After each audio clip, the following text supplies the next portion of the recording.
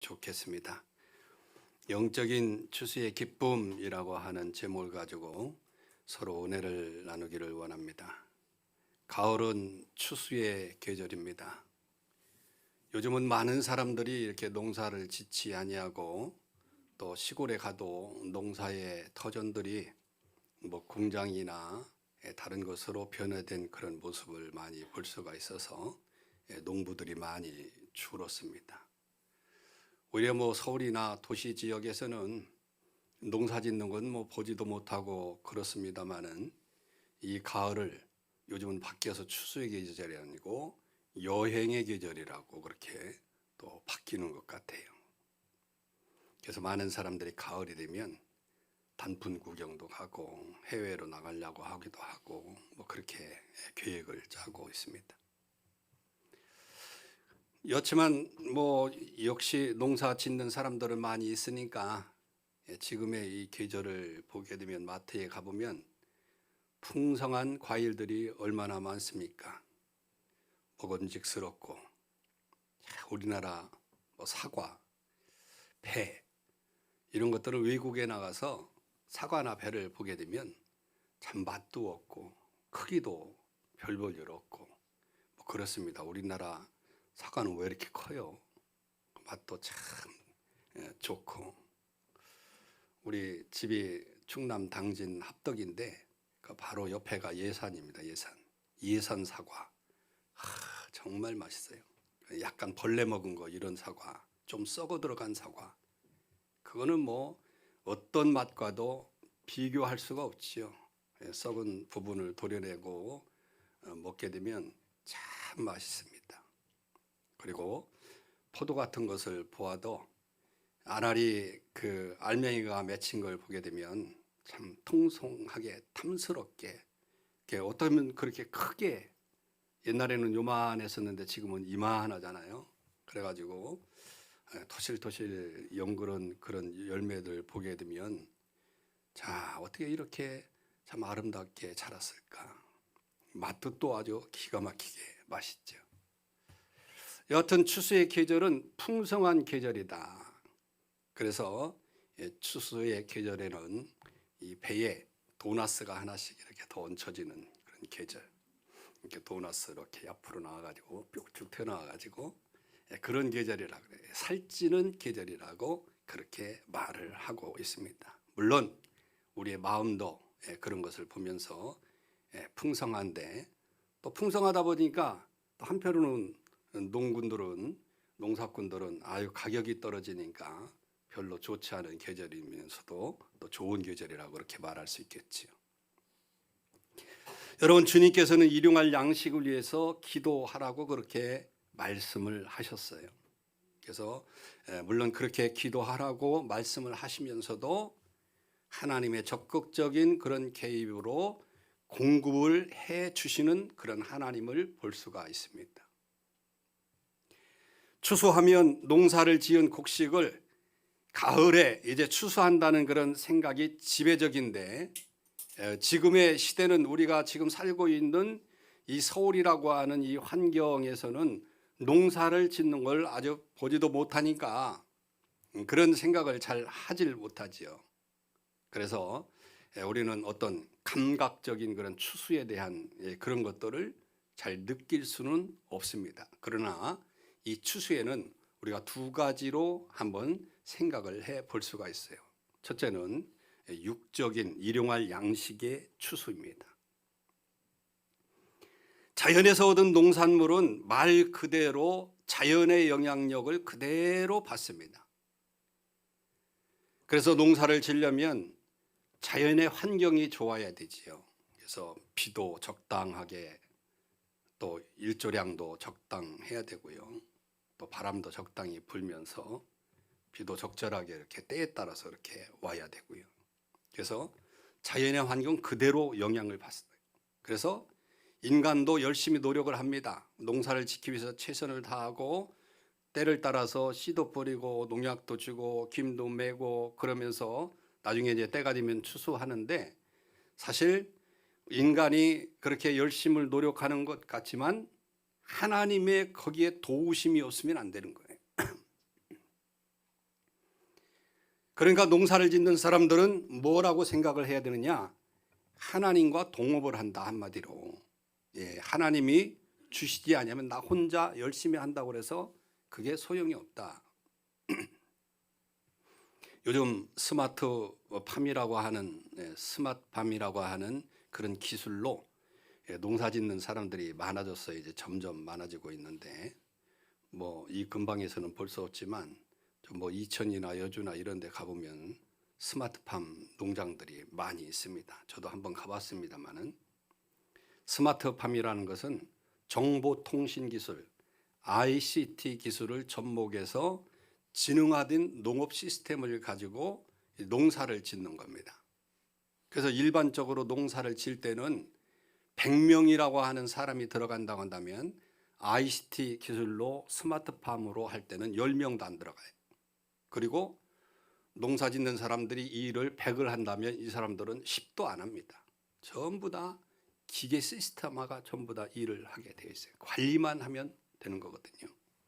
그래서 온도도 적당하게, 습도도 적당하게, 그리고 태양의 양도, 이산화탄소도, 물도, 토양도 정밀하게 그것을 이제 관찰을 하고 그 곡식에 딱 맞는 것들을 시스템화해서 만들기 때문에 아주 적절한 때에 물도 주고 그렇게 해서 농사를 지어도 옛날에는 뭐 호박이 요만하다라고 하면 지금은 호박이 사람 몸집만하게 크게 그렇게 자라기도 하는 거죠. 수확의 양도 늘어나게 되는 거죠.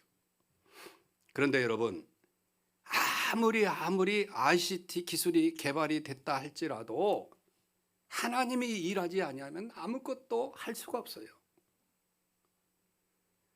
햇빛을 안 주면 어떻게 그 열조량을 조절을 할 수가 있습니까? 물을 안 주시면 어떻게 물을 줄 수가 있고, 공기를 막아버리면 어떻게 이산화탄소를 조절하면서 그런 농사를 지을 수 있느냐는 거죠. 아무리 인간의 노력을 한다 할지라도 하나님의 열심이 없다고 한다면 절대적으로 ICT 기술을 가지고 농사를 짓는다 할지라도 그것은 효과를 얻을 수가 없다라고 하는 거지요. 그래서 여러분 가을에는 추수를 하면서 하나님을 바라보는 계절입니다. 그래서 여러분들 김 매봤어요? 요즘은 뭐 머리들 쓰시느라고 뒤에다 동그란 뭐 이렇게 그걸 달고 다니면서 이렇게 탁 앉아가지고 밭도 메고 그래서 허리도 덜 아프고 그런데 결국은 그렇게 밭을 메고 그러다 보면 허리가 아파요. 그리고 허리가 아프니까 나중에는 허리를 펴면서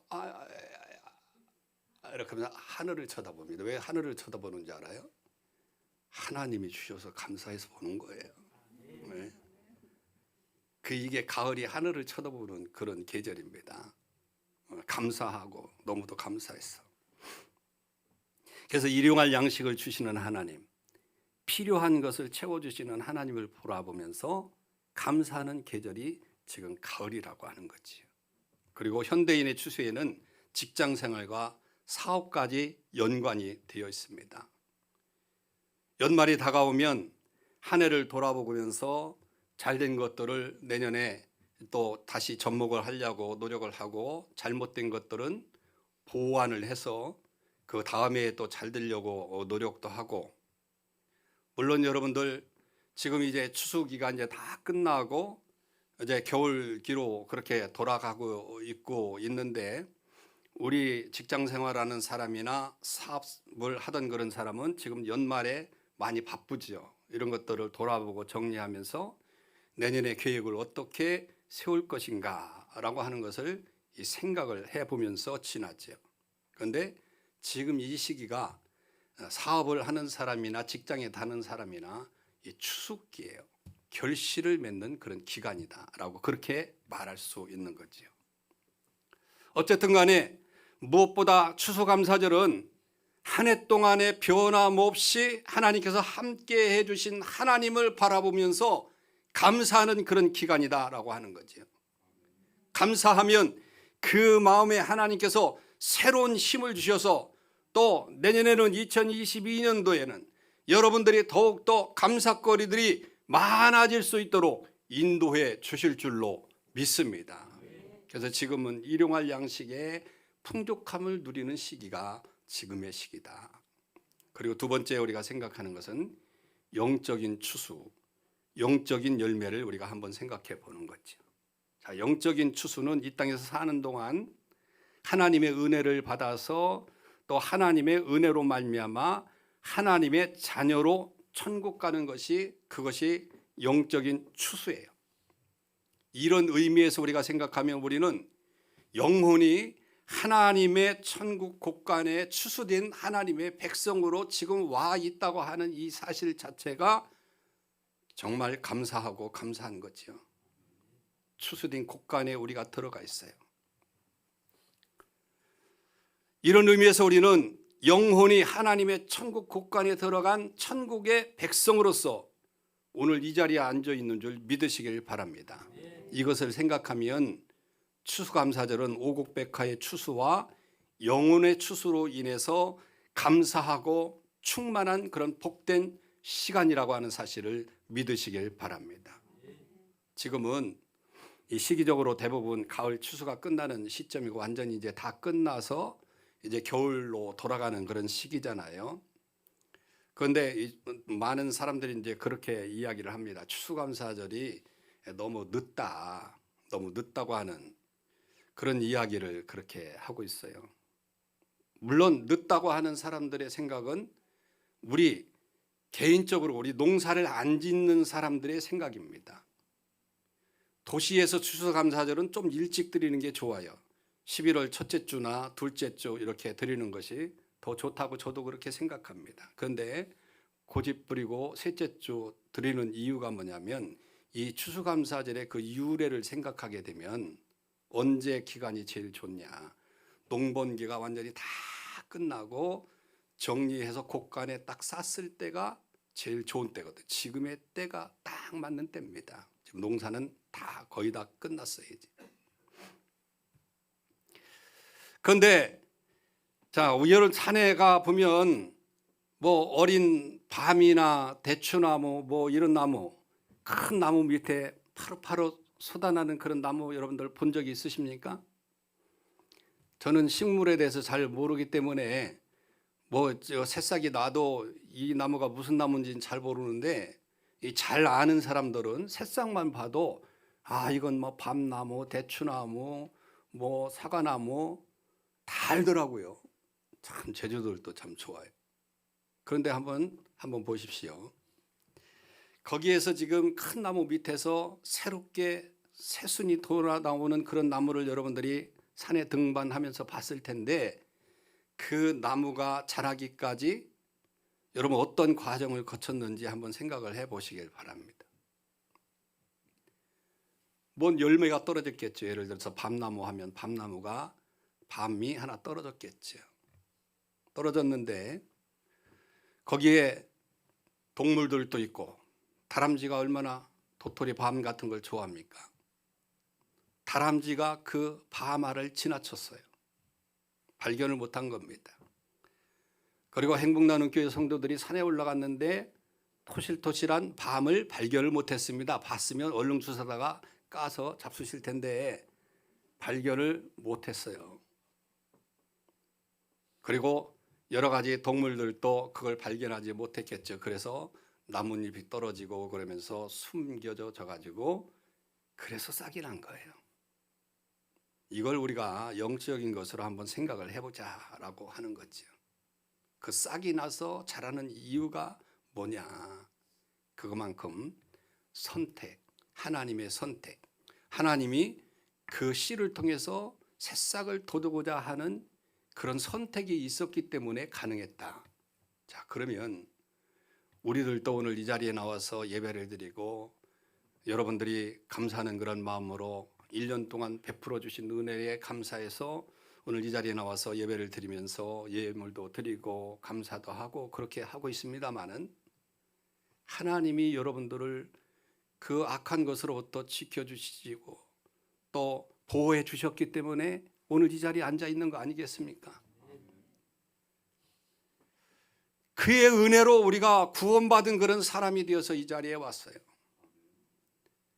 도토리 한 알이 떨어져서 그게 썩어가지고 다시 싹을 내려면 여러 가지 동물들 다람쥐로부터도 지켜줘야 되고 지켜주었던 것처럼 저희들도 영적인 그런 추수가 있어서 열매를 맺고 오늘 이 자리에 앉아 있는 것 자체가 하나님이 보호하시고 인도해 주셨기 때문에, 그래서 추수는요 생명이 있을 때 가능한 겁니다. 아무 때나 가능한 것이 아니에요. 생명이 있도록 하나님이 만들어 주셨기 때문에. 땅에 떨어지면 뭐 하겠습니까? 여러분, 다람쥐가 와서 다 파먹고 그러면 생명이 없습니다. 그러면 싹이 나지 않습니다. 천국의 비유도 다 그렇게 똑같은 거예요. 우리가 여기서 잠깐 생각을 해보면 오늘 본문의 앞절 3절에부터 시작하는 씨 뿌린 자의 비유가 나옵니다. 본문의 앞절이 있죠. 그리고 본문도 나오고, 자 3절의 비유를 보게 되면 씨의 성장에 좋은 토질과 풍성한 수확이 강조되어 있는 내용이 3절로부터예요. 그리고 본절의 비유는 씨앗을 자라게 하면서 풍성한 수확을 이루게 하는 신비로운 능력이 강조되어 있다라고 하는 거죠. 다시 말하면 이 비유는 하나님 나라가 어떻게 성장하는가에 대해서 지금 관련지어서 지금 이야기를 하고 있는 겁니다. 그래서 이 비유는 알지 못하는 그런 사이에 자라났다, 이 씨앗의 특징입니다. 여러분들 여기 뭐 농사 지어본 사람들은 많이 없는 것 같습니다만은 저도 어렸을 때 농사를 졌던 농사꾼의 한 사람으로서 거기에서 농사를 지을 때 우린 들판, 우리는 너무 막 들판이라서 뭐 다른 팥 작물을 하지 않고 오직 논 작물만 했거든요. 그러면 이제 4월 달이 되면 벼씨를 뿌리잖아요. 벼씨를 뿌리고 싹 덮어 놓습니다. 그러면 가서 보면 그냥 그대로 있어요. 보이지도 않아요. 언제 자랄까, 언제 새싹이 나올까. 그런데 어느 날 갑자기 하룻밤을 자고 그 이튿날 아침에 딱 가보면 새싹이 그냥 파랗게 탁 나와 있어요. 우리 보는 사이에 막 이렇게 자라는 게 아니라 하룻밤 사이에 그렇게 새싹이 탁 나오더라고. 똑같이 약속이나 한 것처럼. 참 신기하죠. 인간의 시각으로 볼 수 없는데 조용히 점진적으로 자라나고 있었다. 우리의 영적도 마찬가지입니다. 우리가 믿음이라고 하는 것이 뭔가 팍 자라는 것 같지 않아요. 안 보여요. 도대체 저 사람은 언제 믿음이 자랄까. 그런데 어느 데 보면 참 하나님 앞에 나와서 헌신하고 충성하면서 믿음의 사람으로 그렇게 살아가는 것을 보거든요. 영적인 것도 똑같다는 거예요. 하나님이 점진적으로 조금씩 그 은혜를 주셨기 때문에 사람이 그렇게 자라게 되는 거거든요. 이게 중요하거든요. 그러니까 환경, 밭, 주변 환경 이런 것들이 중요하다는 이유가 뭐냐. 우리를 그냥 내버려둬서 다람쥐가 와서 마치 떨어진 밤알을 다람쥐가 다 까먹고 도토리를 다 까먹고 다 죽여서 그냥 씨만 말른 껍데기만 남겨놓는다면 그거는 죽은 인생이에요. 그건 죽은 씨입니다. 알이 죽은 알이에요. 그런데 마찬가지로 우리들도 그냥 하나님이 내버려 두셔서 뭐 사단이 와서 깨고 뭔 세상에 무슨 일로 인해서 우리를 힘들게 만들고 교회 나오지 못하게 만들면 우리도 절대적으로 잘할 수 없다. 그게 하나님의 섭리고 하나님의 선택이잖아요. 영원히 살 수 있는 그런 환경을 누가 만들어줬느냐는 거예요. 바로 교회가 만들어주고 하나님이 만들어주는 겁니다. 믿습니까? 자신의 영혼이 살 수 있는 환경에서 뿌리를 내릴 때 영혼이 살 수 있으니까. 과거의 악한 환경에서 그대로 내버려 둔다고 한다면 그 사람은 절대적으로 믿음이 성장할 수 없어요. 왜? 모든 사람들은 다 죄인이기 때문에 그냥 내버려 두면 세상으로 나갈 수밖에 없습니다. 그것이 인간의 모습이에요. 그런데도 하나님은 환경을 만들어 주셔서 그 악한 환경에서 살지 않도록 그 환경에서 만들어 주시면 영혼이 뿌리를 내리고 영혼이 열매를 맺을 수 있도록 그렇게 만들어 주셨으니까 얼마나 감사한 거예요. 그러면 그 영혼이 뿌리를 내릴 수 있도록 하는 것이 어딜까? 교회인 줄 믿으시길 바랍니다. 할렐루야. 그것은 예수님께서 피 흘려서 교회를 사셨다고 그렇게 말했습니다. 그리고 베드로 그 신앙 고백 위에 주 예수 그리스도 위에 교회를 세우라고 그렇게 말씀하셨어요. 그래서 지금 교회가 섰고, 교회가 서신 이유는 다른 것이 아닙니다. 여러분들에게 그런 영적인 환경을 만들어주는 겁니다. 토양을 만들어주는 겁니다. 그래서 여러분들이 그런 환경에서 잘 자랄 수 있도록, 그래서 천국 가는 그런 백성으로 살 수 있도록 만들어주는 것이 교회입니다. 그래서 교회는 구원받아 생명의 뿌리를 내릴 수 있는 환경이 만들어져 있는 것이고, 교회는 하나님의 영원한 생수가 나오는 것이고, 그러니 교회에 나오는 저와 여러분들이 정말 복된 사람인 줄 믿으시길 바랍니다. 어떤 분들이 그래요. 구원은 믿음으로 받는 거니까 교회하고 뭔 상관이 있느냐. 예, 맞습니다. 교회라고 하는 이 건물 자체하고 구원받는 거하고는 상관이 없어요. 믿음으로 말미암아. 무엇을 믿어요? 예수 그리스도를 믿는 믿음으로 말미암아. 그래서 사도행전 16장 31절에서 뭐라고 말합니까? 주 예수 그리스도를 믿으라. 그리하면 너와 내 집이 구원을 얻으리라. 확실합니다. 맞습니다. 그런데 여러분, 영적으로 성장한다는 것이 불가능합니다. 불가능해요. 교회를 통하지 않고는. 왜 불가능한가? 사단이 그냥 내버려 두지 않습니다. 절대로 우리를 그냥 내버려 두지 않아요. 세상에 나가면 어떤 환경에서든지 쓰러질 수 있도록 그렇게 사단이 그냥 내버려 두질 않는다니까. 그리고 인간은 본래부터 전적인 타락을 가지고 온 사람이요, 죄악 때문에 태어나서 죄악 중에 태어나서 죄를 머금고 사는 그런 사람들이기 때문에 내버려 두기만 하면 모두가 다 곁길로 가게 마련입니다. 당연한 것입니다. 전적인 부패에서 내버려 두면 지옥길로 가는 수밖에 없는 것입니다. 그래서 교회가 필요한 거지요. 교회는 그리스도께서 직접 세우신 그런 기관이니까 이 안에 있으면 충분한 하나님의 말씀의 공급과 그리스도의 그 보혈의 능력과, 그리고 그 능력을 받아서 세상에 그런 삶에 나가도 얼마든지 이길 수 있는 그런 능력을 가지게 되니까. 그러니까 우리가 영육 간의 강건함으로 믿음이 자라기 위해서는 교회에 잘 나와서 신앙생활을 해야 됩니다. 믿습니까?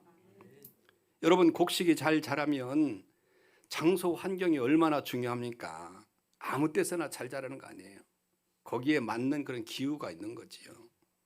그래서 약간 이렇게 추운 지방이 사과가 잘 되니까, 요즘은 날씨가 점점 더워지니까 사과가 어디에서 잘 되죠? 자꾸 위로 북쪽으로 올라오는 거예요. 그것만큼 이 환경이라는 고 것이 얼마나 중요합니까? 저와 여러분들의 영적 건강도 똑같아요. 믿음이 자라기 위해서 교회에 와야 되는 거지요. 그래서 여러분, 곡식이 잘 자라면 장소 환경이 중요하듯이 영혼이 건강하고 믿음도 잘 자라게 되는 줄 믿으시길 바랍니다. 믿음 생활을 잘할 수 있는 좋은 환경을 예수님께서 만들어 주셨기 때문에, 그러므로 주님께서 세우신 교회에서 여러분들의 신앙이 잘 자라게 될 줄로 믿습니다. 주님은 그것을 바라보면서 기쁨을 얻게 되는 거예요. 여러분들이 교회에 나와서 열심을 다하여 헌신하고 충성하는 그런 모습을 바라보면서, 예배하는 그런 모습을 바라보면서 주님은 기쁨을 얻게 된다고 하는 것입니다. 그래서 영혼의 때도 추수 때가 그 때가 있다. 영혼의 추수도 때가 있다라고 하는 거죠. 이 때를 놓치면 절대로 안 되는 겁니다. 마치 추수 때가 있는 것처럼 요즘은 참 농사 짓는 것도 쉽습니다.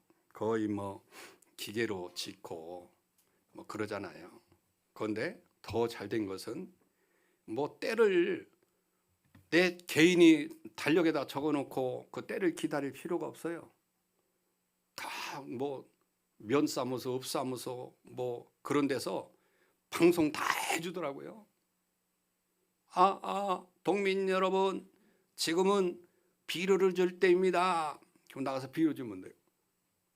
동민 여러분, 지금 이 해충이 뭐가 있는데 뭐 농협에서 약 타다가 이런 약 뿌려야 됩니다. 지금 뿌릴 시기입니다. 뿌리면 되는 거예요. 가서. 요즘 참 농사가 정말 쉽지가 않더라고요. 그런데 그런 때를 또 가르쳐 주잖아요. 그러니까 그 때가 있다는 겁니다. 때가 있는 거죠. 저 여러분 김장 하셨습니까? 김장 다 했어요. 지금 김장할 때잖아요. 그죠? 미리 해놓은 사람은 다 쉬어 꼬부라져서 이제 먹지도 못해요. 그러면 김장 배추를 몇 월 달에 심죠? 네? 예. 우리 장로님 8월 달 농사도 안 심어서 잘 아셔요. 8월 달에 심는 거예요. 김장을 하려면 8월 달에 배추를 심어야 됩니다. 모종을 해서 그렇게 심어야 돼요. 그래야 이 11월 달에 알알이 잘 맺어서 김장을 해서 겨울 내내 맛있게 그렇게 먹을 수 있는 거죠. 다 때가 있는 거예요. 영혼의 추수 때도 마찬가지라는 거예요. 내가 교회에 나가고 싶다. 그런 마음이 들을 때가 교회에 나와야 될 때입니다. 믿습니까? 여러분들이 생활하다가 무슨 일을 하다가 새벽에 아침에 일어났는데 새벽 기도가 있지, 그 생각이 나면 그때가 새벽 기도 나올 때요. 이 때를 놓치면은 절대 안 됩니다. 못하는 거예요. 12월 3일부터 이제 금요일 날부터 비록 3,000명이 넘는 사람들이 확진이 되지만 그래도 우리는 1차, 2차 백신을 다 맞았으니까 그러니까 철야기도 합시다. 지금 내가 말하고 있을 때 여러분들이 기억하고 있을 때 이제 철야기도 나올 때라니까. 그런 때가 있는 것처럼 여러분 때를 놓치면 사방의 사단이 여러분들을 방해합니다.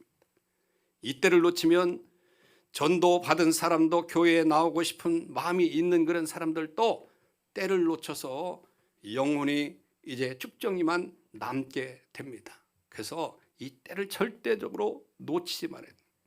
때를 놓친다는 것은 기회를 놓치는 겁니다. 에서는 받을 복을 때를 놓쳐서 양보를 했잖아요. 그러면서 나중에 눈물을 흘리면서 회개할 기회를 얻지 못했다.